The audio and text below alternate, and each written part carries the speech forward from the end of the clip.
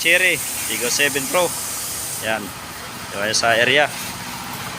Yan guys. Maandar ang ating unit.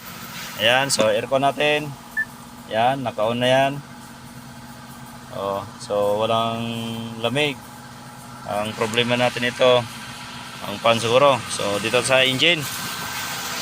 Yan. Engine.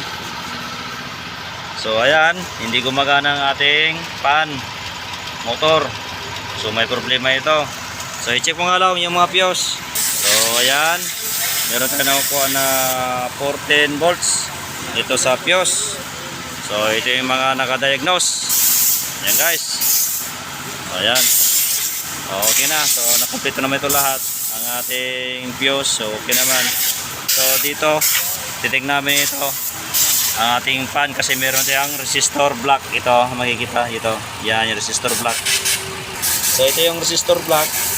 So i-off ko ito, tatanggalin. Titignan ko ito, resistor block nya. Yan.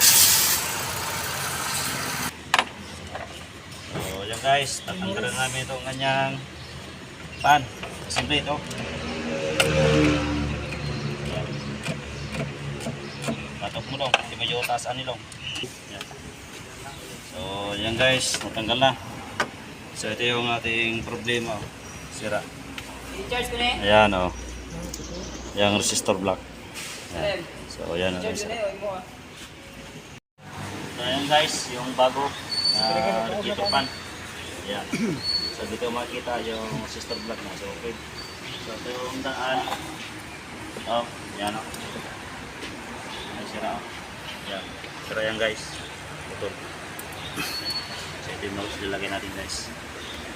Ito yung mga common issue sa Cherry. Sa pan. Okay guys. Okay. Ito yung motor. Pan motor. Guys. Bago na guys. So dito ka naman guys. Pagalagay. Ayan. Ayan natin. So yan. Dito. Try to start. Yan. So ito ano yung easy. Kuan na. Tuyok na. Tuyok na. Oo, kina sir. Okay na. Ipakita ang easy daw. Pakita sa easy.